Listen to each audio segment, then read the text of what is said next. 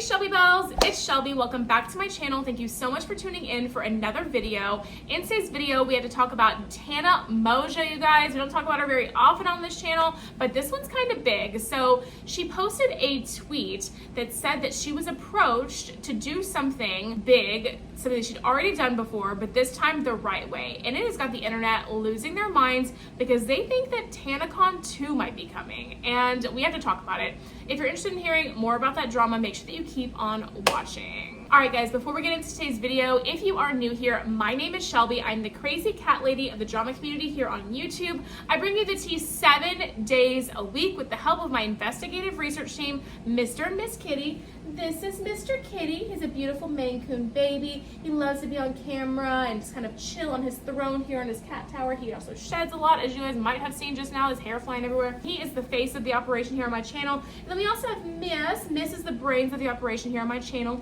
Miss is busy doing some research right now, but she finds all the receipts, all the tea and all that. Mr. Kitty tries to find the receipts, but sometimes he's not so good at finding the receipts, you guys.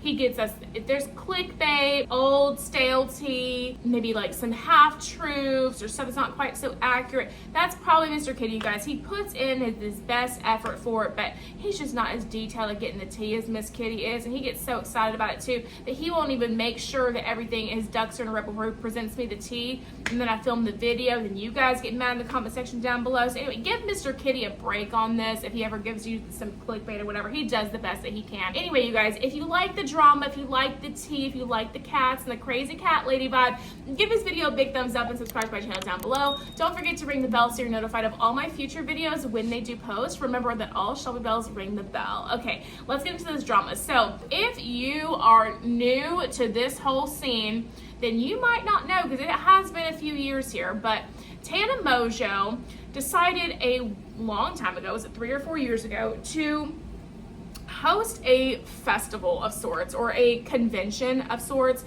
and it was called TANACON.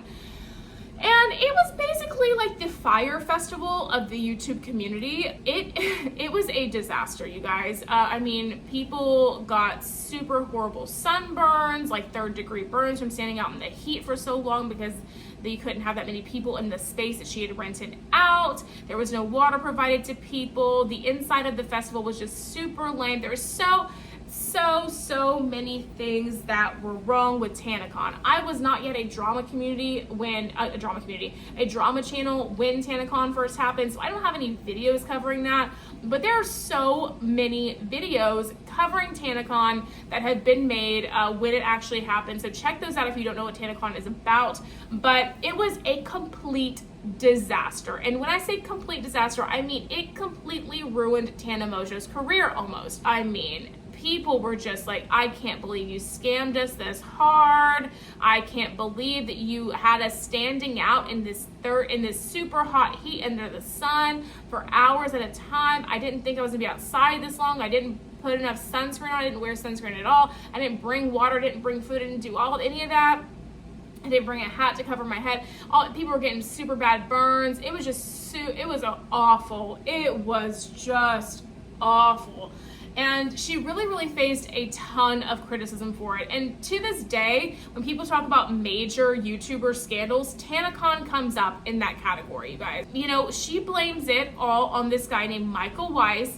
Michael Weiss was the one who was kind of like putting the event up for her, apparently in charge of the event, and Tana Mongeau blames Michael Weiss for the reason that so many things went wrong, and Michael Weiss kind of blames Tana Mongeau's lack of professionalism, lack of preparation, not getting back to him in time, and all of that for TANACON. So there's a lot of shifted blame around here as far as that goes. I think that there's one consensus among everyone, even Tana herself, is that TANACON was a complete and utter disaster. So let's get into TANACON 2, apparently. So she posted this tweet, and people went crazy. And then I went onto her TikTok and I saw that she posted the same thing, because she didn't say it was about TANACON in the tweet, but then on Twitter, or on TikTok rather, I always say those two mixed up, excuse me. On TikTok, she posted it saying that somebody approached her about doing TANACON 2.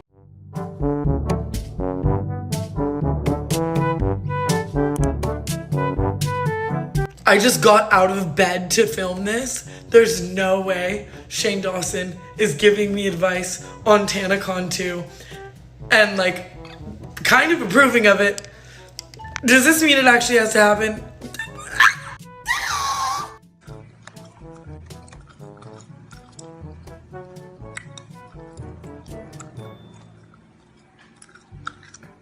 She's been approached from people in the past, but this was like the most compelling offer that seemed to make actual sense.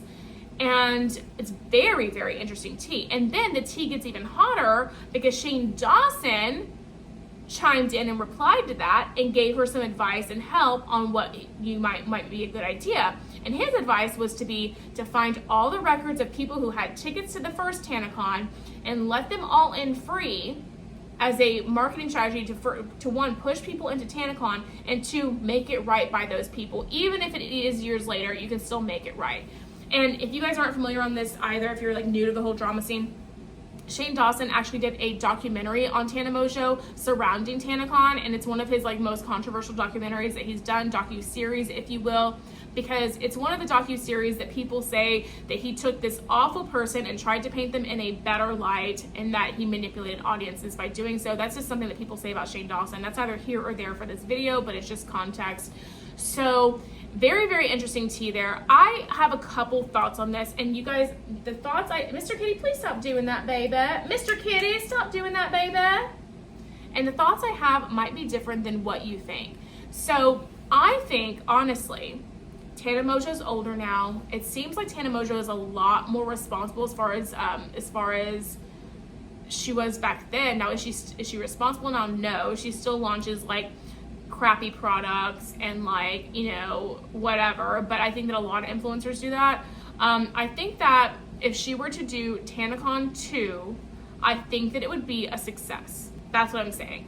I don't think that Tana Mongeau, after having what happened to her with the first TANACON, I think she has grown. I think she has a ton more money now. I think she is a little bit more business savvy than she was back then. And don't get me wrong, do I think it'll still be kind of a ripoff? Absolutely. I think it'll be too expensive. I think it'll be like probably not the coolest thing on the planet. I think mainly it'll be a ripoff. All the merch inside will be a huge ripoff. All that, don't get me wrong, it will be all that. But I think that a lot of things like that are. Let's just be honest. A lot of things like that are, okay? But I think that she would be able to pull off a successful event otherwise, where people aren't, you know, standing outside in the heat for hours without AC or shade or water or whatever. I think that she could be able to pull off the entire event better. I think it'll be bigger. I think it'll be better and all of that.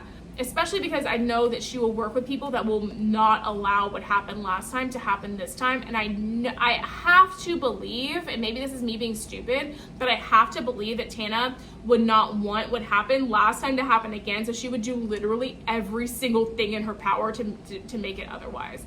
And I don't know, this is kind of what I feel. But do I think that the merch inside will be a ripoff? Yes. But I think that when you go to a concert and they charge you $80 for a t-shirt, I think that's a ripoff too. It doesn't even matter.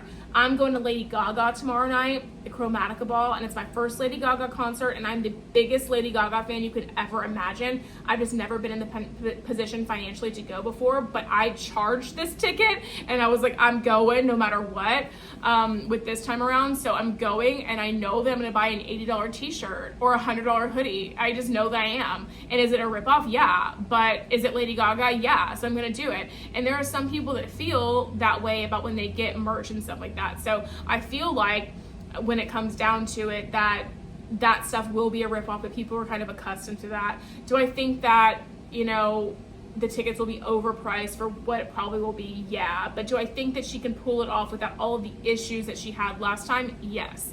So I kind of have some different opinions on that. I don't know. Let me know what you guys think about TANACON in the comment section down below. Do you think that TANACON 2 is a good idea? I don't know. I kind of think that, I don't know if it's a good idea, but I think she could pull it off. And I think she would get a lot more traffic to it this time around because people are like, oh my God, because of the how big of a failure the first one was. I just think that's so much in my head. I don't know. Let me know what you guys think in the comment section down below. I'd love to hear from you. And aside from that, you guys, I think that's going to be it for today's video. If you did enjoy it, make sure you give me a big thumbs up, subscribe to my channel down below. Don't forget to ring the bell so you're notified of all my future videos when they do post. Remember that all Shelby bells ring the bell. And yeah, guys, if you enjoyed today's video, YouTube should be suggesting a couple down here for you to choose from. I think I have a Tana Mongeau drama playlist, possibly. If not, I'll put my big T playlist right here. So it's either going to be a Tana Mongeau playlist or a big T playlist right here for you guys to catch up on if you want to do that. And aside from that, I will see you in the next video. Bye, guys.